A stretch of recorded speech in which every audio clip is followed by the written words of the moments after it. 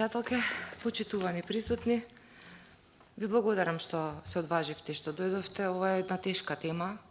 Деновиве не само македонската јавност, туку и во македонското собрание навистина се создаде една голема загриженост и не верувам дека некој не ги чувствува ефектите на сето ова што се случува, но и една од основните карики на кои што ние можеме да дискутираме и да побараме одговори е токму фондот, бидејќи јасно е дека овие 30 години фондот беше институцијата која што им користеше на одредени политички елити да исцрпуваат финансиски средства.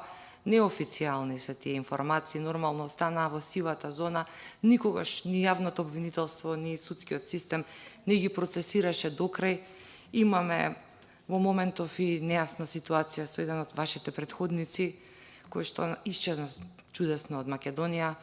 Останаа многу дилеми и за многу други милионски малверзации, каде што беше замешан фондот, а особено сега, бидејќи ова е актуелна тема, ситуацијава со скандалот кој што излезе на клиниката за радиологија и онкологија, дополнително отвара една жешка тема, која може би во иднина ќе остави простор доблесно да се изврши истрага и да се најдат точните причинители, вистинските одговори на прашањата кои што на крајот од денот ги засегаат животите на луѓето.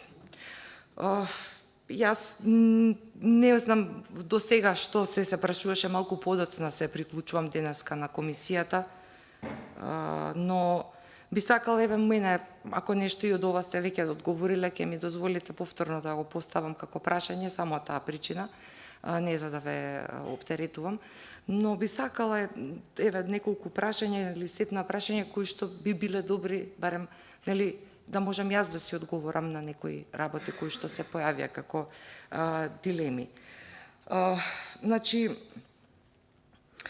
според ДРЗ, извештајот за 2021 година, за работењето на фондот за здравствено осигурување, вие сте одобриле и сте префрлиле до јавната здравствена установа околу 21 милиони евра годишно за лекови обезбедени со условни буџети за јавната здравствена установа.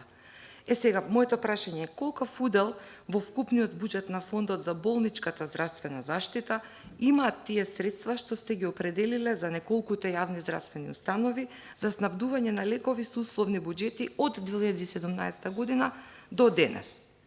И следствено на тоа, уште едно прашање, дали сте овозможиле со достава на фактури, пресметки по пациент од јавна здравствена установа, во случајов клиниката за онкологија, да се следат количините и набавните тендерски цени на сите лекови во информатичкиот систем на фондот? И прашање кои што граѓаните го поставуваат по социјалните мрежи е дали знаете колку скапи биолошки лекови се потрошени во јавната здравствена установа годишно на товар на фондот или по период во годината и за колку и кои пациенти? Дали имаме регистар, дали се знае, дали одело преку пријателски врски, дали може некој ексклузивно да дојде веднаш и сега да добие таков лек, дали е тоа возможно? Значи, не велиме дека е така, но би требало да знаеме која е патеката или на кој начин истото се случувало. Тоа би било сега за сега. Благодарам.